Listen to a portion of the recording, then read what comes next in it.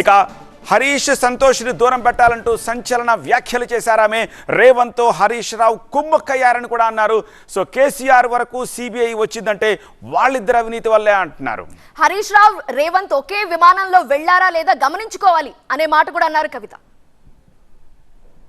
ఇవన్నీ రేవంత్ రెడ్డి గారు మాట్లాడారు. నేను మొత్తం అసెంబ్లీ స్పీచ్ చూడరు మీరు. వీళ్ళ మ్యాచ్ ఫిక్సింగ్ అనేది మీకు తెలిసిపోతుంది.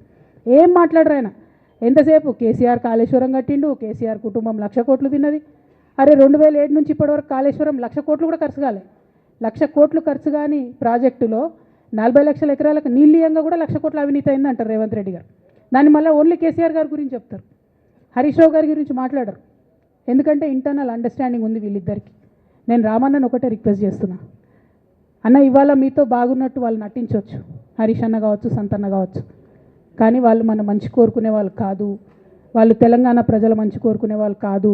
వాళ్ళు కేసీఆర్ గారి మంచి కోరుకునే వాళ్ళు కాదు. వాళ్ళను మీరు దూరం పెట్టి రాజకీయంగా తెలంగాణ రాష్ట్ర సమితిలో ఇప్పుడు బీఆర్ఎస్లో పనిచేస్తున్నటువంటి హార్డ్ కోర్ కార్యకర్తలను దగ్గరికి తీసుకొని ప్రజా ఉద్యమాలు తీసుకొని ప్రజల దగ్గరికి పోతేనే మన పార్టీ బతుకుంటుంది, నాన్న పేరు బాగుంటుంది. ఇవాళ నాన్నకు సిబిఐ అనేటటువంటిది వచ్చిందంటే అది కేవలం హరీష్ రావు గారు, సంతోష్ రావు గారి అవినీతి వల్లనే వచ్చిందని మళ్ళొకసారి నేను ఘంటాపదంగా చెప్తున్నాను.